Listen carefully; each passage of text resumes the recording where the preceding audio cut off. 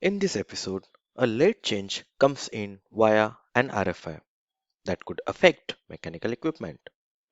The project manager and estimator compare the updated model with the original, check how quantities and cost are impacted, and move the change through for pricing and approval. Welcome to episode 8 of our data center series.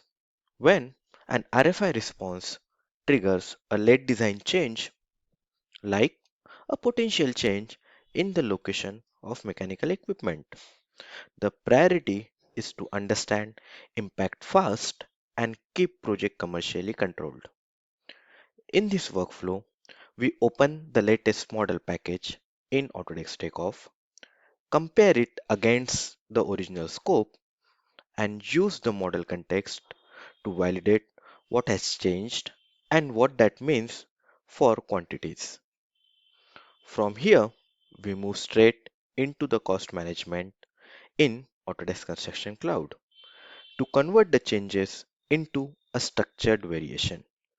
We create a potential variation, generate an RFQ, and issue request for quotation to suppliers.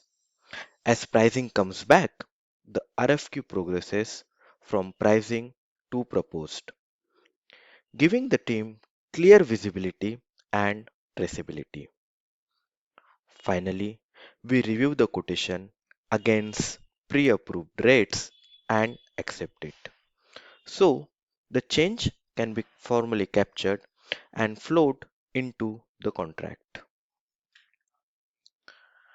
In all, here we used Autodesk Takeoff to compare models, update quantities, and access cost impact, and cost management to raise the RFQ, submit the code, and approve the changes in the contract.